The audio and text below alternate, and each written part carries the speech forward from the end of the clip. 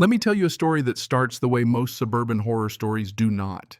With a murder, not with a ghost, but with something far scarier. A bleach blonde HOA president with too much time on her hands. You know, the kind of person who thinks community guidelines are a religious calling and whose life goal is to enforce them at all costs. Trust me, I wish I was making this up, but here we are. The worst day of my life wasn't when I lost my wife Sarah to cancer after nearly 3 decades together, though. Yeah, that was a black hole I'm still crawling out of. No. The worst day was when Karen Whitmore, Queen Bee of the Willowbrook Estates Homeowners Association, decided that my greatest crime was changing my Wi-Fi name. And let me just say, calling 911 over a Wi-Fi name. That was her big mistake. But if you want to know how she went from neighborhood dictator to handcuffed felon in under a minute, you got to start with the day I buried Sarah and tried to find a little peace. My name's Miles DeLua. I spent 30 years running fiber for Verizon, putting in the kind of work that doesn't make the news, but keeps the world spinning. After Sarah passed, I couldn't stand to be in that house anymore, all those memories echoing in empty rooms. So I cashed out what I had left and landed in Willowbrook Estates, Arizona, a place where the sun bakes your skin, but you can sit out back and listen to the quiet.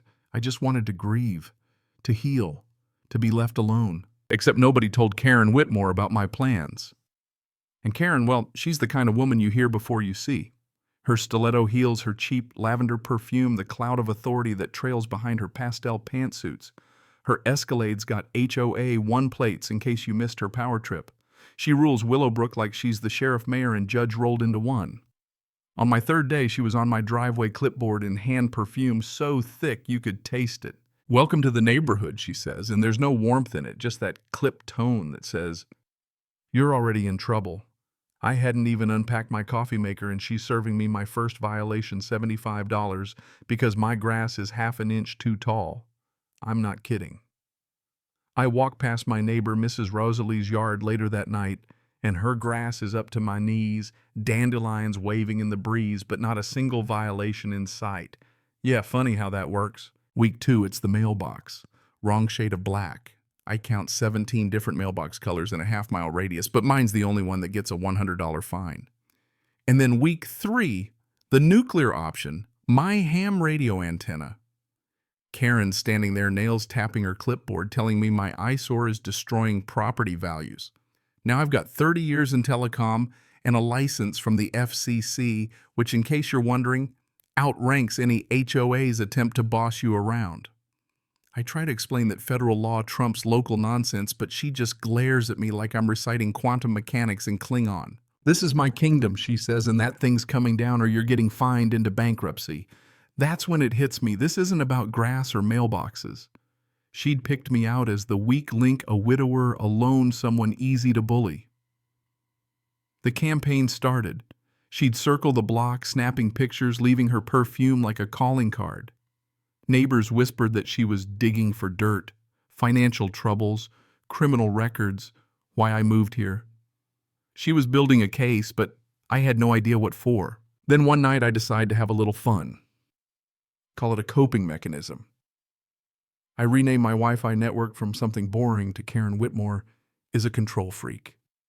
That was it, my tiny act of rebellion.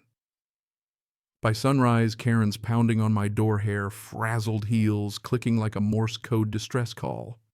She's waving her iPhone in my face, screaming about cyber harassment and calling the police. Now here's where it gets good. 23 minutes later, 2 sheriff's deputies pull up. Rodriguez, the older one, looks like he's seen it all. The other chin is already checking his phone, probably searching for real emergencies. Karen's in my front yard, shrieking about electronic terrorism, holding her clipboard like a shield. Rodriguez sighs and asks, "Ma'am, what's the specific threat here?" she says. He weaponized his Wi-Fi against me. Chen checks the list. He actually cracks a smile. "Ma'am, control freak isn't threatening language, it's just, well, it's an opinion." The color drains from Karen's face like someone flipped a switch. Meanwhile, 30 years of FCC regs are running through my head. Wi-Fi names are public. Not harassment unless you go explicit. Karen's stuck. But here's where I drop my own bombshell. I show the officers a folder I've been building, 17 violation notices against me, complete with photos of identical violations across the neighborhood. No one else got cited. Rodriguez frowns. This looks like selective enforcement. That's illegal in Arizona, by the way. HO?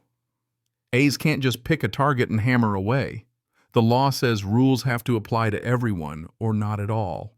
Chen takes notes while Karen's perfume turns to panic sweat. Ma'am Rodriguez says selective enforcement of community rules can constitute harassment. You might want to reconsider your approach here. The Queen's mask cracks. She tries to play it off. Maybe we can handle this internally. The deputies drive away. Karen's left standing in my driveway plotting. I know it. This wasn't defeat. It was a retreat. And sure enough, a week later, she fires her next shot, a special assessment. $1,200 for everyone but mine's $2,847 for enhanced enforcement. I laugh. Out loud. That's when the neighbors start calling. Mrs. Rosalie, Tom, the CPA people I barely knew. What is this bill? Where's the breakdown? Karen, in her arrogance, united the neighborhood against her and left a paper trail screaming fraud. Arizona law says HOAs have to provide full financial transparency, so I file a formal request for 3 years of records. Karen sends back redacted documents, pages blacked out, missing numbers, the whole CIA treatment. But digital footprints never lie. I dig through payment schedules, vendor names, dates. There it is. Whitmore Property Solutions, $15,000 for landscaping. Guess who owns that company? Guess who just got a new irrigation system and stone wall on their property, Karen? I call Tom the CPA, who almost chokes on his coffee as he connects the dots. She's been embezzling for years, he says. Every assessment matches improvements to her place. It's textbook, self-dealing, illegal as hell. Tom puts it in accountant speak. I translate for law enforcement. But Karen isn't done. She starts a door-to-door whisper campaign telling people I'm unstable, dangerous, probably up to criminal activity. Mrs. Rosalie, God bless her, tells Karen to get off her damn porch. Tom sends me every ridiculous thing she says. Then Karen makes her fatal mistake. She tries to recruit Mike Patterson, a retired Phoenix PD detective, to help her investigate me. That's like asking a shark for swimming lessons. Mike calls me over. We spread my evidence on his workbench. He spots a smoking gun, dual billing. Karen's filed insurance claims for the same repairs the HOA paid for. That's insurance fraud. Mike connects with Agent Sarah Martinez from the FBI, and suddenly my dining room becomes evidence HQ for a federal investigation. Karen tries to play her final cards. Vandalism caught on camera, fake police reports. I had an airtight alibi, getting a root canal bribery attempts, offering cash on video, and when all else fails, a restraining order petition complete with doctored photos and wild accusations. The judge isn't buying any of it. My attorney, courtesy of the FBI, dismantles her claims in court. Petition denied. Judge refers Karen for perjury and obstruction of justice. That was the day the dam burst. Deborah Finch, her treasurer, flips and confesses. Another board member comes clean. The federal agents roll in with their badges. News crews pack the community center, and Karen's still in her best suit. Clipboard clutched walks into a room full of neighbors, federal agents, and TV cameras.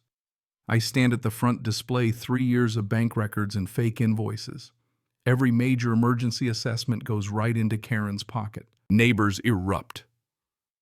Mrs. Rosalie stands up shaking, demanding to know why she skipped groceries for months to pay for Karen's home improvements. Tom details the financial lies.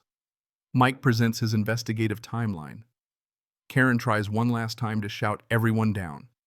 Agent Martinez steps up and cuffs her in front of the entire community. Karma meet Karen. Her white Escalade gets towed. Her world unravels. She sobs, pleads, swears she was just trying to help. But nobody's buying it. She gets 3 years in federal prison, owes $150,000 restitution, and is banned from HOA boards forever. The neighborhood we implement Miles's law. Any expense over $500 gets a community vote. All financials go online. Independent audits every year. We plant a community garden where Karen's surveillance camera used to be. But you want to know the real twist?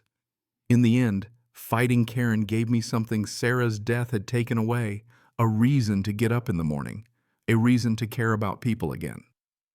Our story became the Willowbrook method, the FBI's model for exposing HOA corruption nationwide.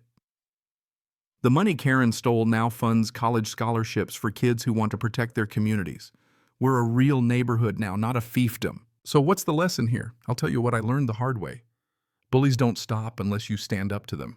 They count on your silence, your isolation, your willingness to just pay the fines and move on. But you don't have to.